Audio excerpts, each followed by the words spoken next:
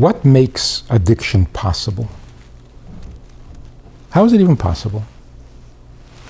What are the conditions that allow for addictive behavior?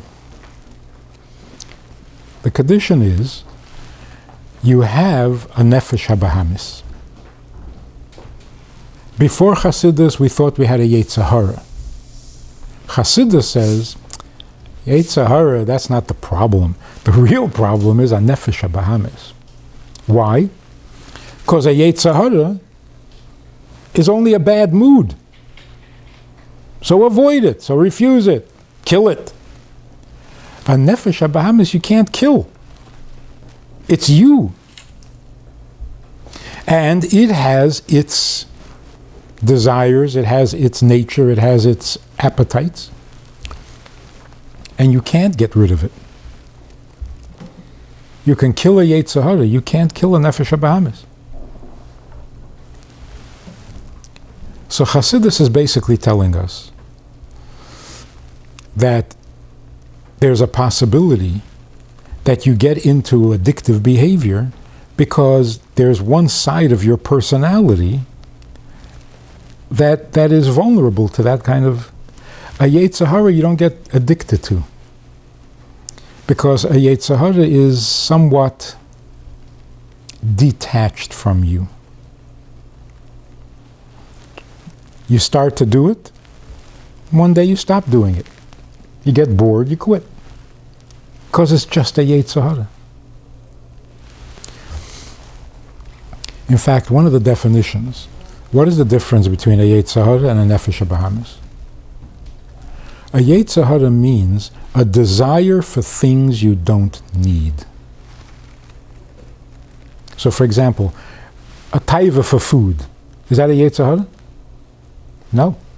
You need food. That's nefesh habahamis. The taiva part is unnecessary. You have to eat with taiva, but you have to eat. And when you eat, there is some pleasure. There's no getting around that. So a nefesh habahamis means the pleasure you get from things you need. Yetzer Hara means pleasure that comes dafke from things you don't need. If you don't need it, it's not likely that it's going to become an addiction.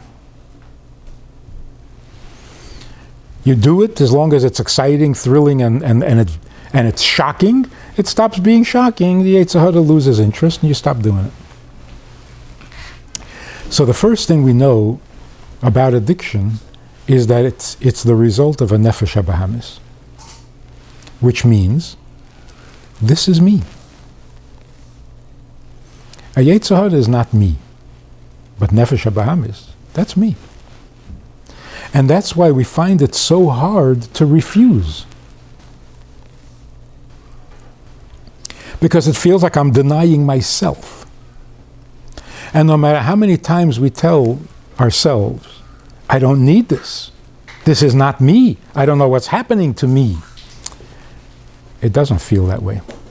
It feels like this is me, and if I deny it, then I'm not me anymore. So part of addiction, in a very early stage, is a matter of identity. Identify yourself. Locate yourself. Give yourself a definite definition. Who am I? Without that, you're very vulnerable.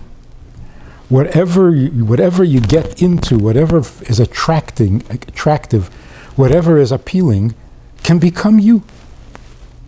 And once it becomes you, it's impossible to shrug off.